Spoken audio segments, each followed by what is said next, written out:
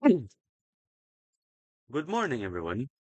Today, we are diving into a topic that affects every single one of us today. This topic is entitled Cybersecurity Awareness. In our hyper connected world, from smartphones to smart homes, we are more dependent on digital platforms than ever before.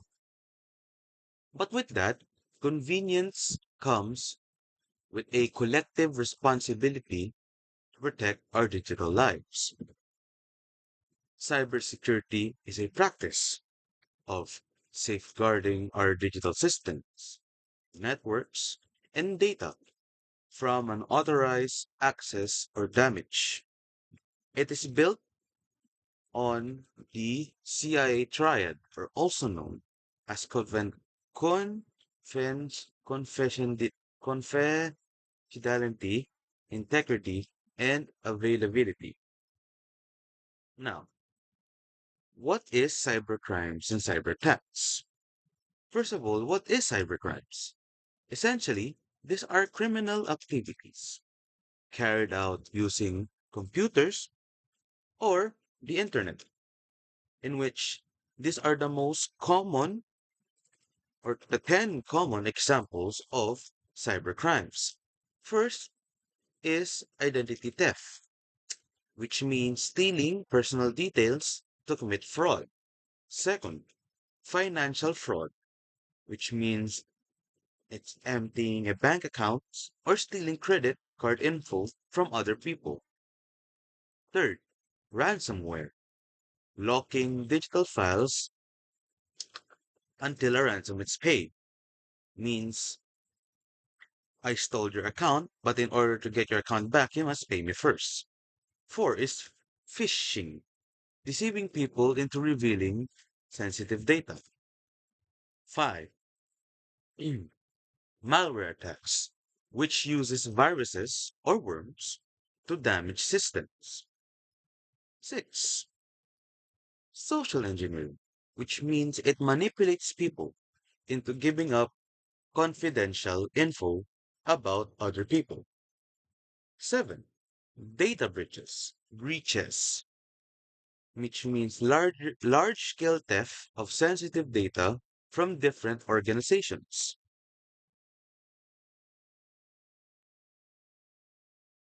Number eight, credential stuffing. It using it uses stolen passwords to access other accounts. Number nine is insider threats, which means it misuses of access of someone within the organization. And lastly is cyber espionage, which means it steals national security or corporate secrets. Now, what is now cyber attack? Cyber attack is a specific malicious attempt to damage or gain unauthorized access to a computer system. Here are the 10 types of cyber attacks and how they work. First is phishing, which means what it does, it sends fake emails to other users to trick them, in which the other user clicks the link and the one who sent the fake email can now access their computer. Second is ransomware. Does is it encrypts the data by stealing it, and it demands payment for the key. Third, viruses, which it comes from malicious code that replicates across files. Fourth, worms. These are malware that spreads across the network automatically. Number five, spyware, which is one of the worst types of cyber attacks that can happen to anybody. It can be a man, woman, child, or an elderly person, because by the name itself, It secretly monitors the user activity to steal info. Number six, unsecured Wi-Fi attacks. This means that it intercepts data on public networks. That's why it is not recommended to just use the public or free Wi-Fi from malls, parking lots, or even parks. Number seven, credential stuffing. This means that an automated attempts to log in using leak credentials. Number eight, social engineering. This means that it uses psychological manipulation to bypass security. Is it correct? Number nine, Trojan horse. By the name itself, it is a malware that is disguised as legitimate software for other people to think that they can use it because it's safe. They think it's safe. And number 10 is denial of service, or also known as DOS, which is one of the most common or hardest things to do because it overwhelms the system until or so on it crashes, which means basically it does is to break the system. Now,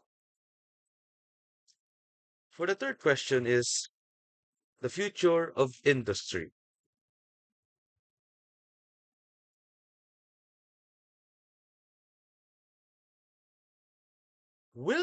For the third question, will cybersecurity professionals be relevant and in demand in the future? Absolutely. As long as we use technology, there will be someone trying to exploit it because it technology impacts globally. It means it impacts critical infrastructure, healthcare, and national security. That means the need for experts will only grow. Because if technology can benefit us now, why do you think will it benefit us in the future? Because technology is always growing. It's always evolving. Yes, our technology is good now, but what in the future? It can always improve. It cannot be now, it cannot be tomorrow, but the future it will. As long as there will be people who wants to work on it, and it means that technology can also soar. Now, for the fourth question, are you interested in pursuing a career for me? Hmm, I'm not quite sure because I want to be a network engineer, but the thoughts of being a cybersecurity associate or expert also comes to mind because in our course, computer engineering, there are different fields that you can pursue in. But for me, I really want to be a network engineer. But having skills in cybersecurity can also benefit me in the future because of opportunities, jobs, internships.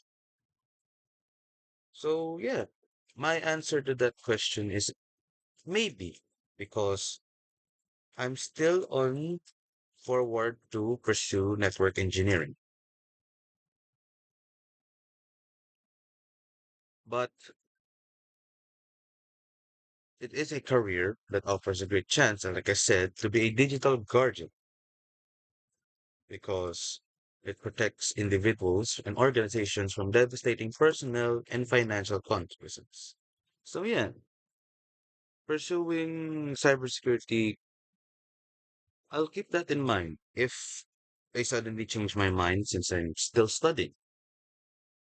Now for my key takeaways or reflection, here are the most critical lessons from the journey of this subject and lesson about cybersecurity awareness. Cybersecurity is a collective responsibility. It is not just for the IT department, but it's for everyone because not because I'm a computer engineer or you're a CS major or an IT major. You should be the only ones who have awareness about our technology today. It should be everyone from children, man, woman, or whatever you identify yourself, even old people, because it affects everybody from normal people to the workforce because of how technology surrounds our world today. So that's why having awareness, even the basics of it, is important so that everybody can be protected in a way for themselves so that horrible people cannot easily do things that they want. Second is strong passwords and the use of 2FA or also known as two-factor authentication. Always change your passwords or or use long passwords. Recommended is 12 characters plus. Make sure it's complex and always enable two-factor authentication because sometimes passwords can easily be cracked, but because of two-factor authentication, it's not you can it's not actually that what's it called protected that much because two factors still can be breached, but it is a safe plan that cannot be easily accessed by people or hackers. That's why enabling it can also lessen the chances of being stolen or hacked. And for the third one, stay vigilant. Be cautious with emails that you click. Look for red flags like urgent threats or poor grammar. Because nowadays, people will message you or send emails. Update everything. Regular software requires to be updated, like security patches for your phone or laptop or software, before attackers can exploit them. Because every security is not perfect. Each security has flaws. It may be big, it may be small. Like I said earlier, public Wi-Fi risk. Avoid sensitive tasks like banking on public networks. Use a VPN to use encrypt your connection or just don't use public Wi-Fi. If you have data connection, use it. Lastly, report incidents. Yes, it's not happening to you, but if you see something that you know you can help, report it. Example of it is if you see something unusual or a loss in device, report it immediately to mitigate damage. Now for my conclusion, cybersecurity awareness isn't just a one-time thing. It is an ongoing journey. By adopting these habits, you empower yourself to navigate the digital world safely. Thank you for watching. And remember, your commitment to security protects not just you, but to everyone in your digital circle.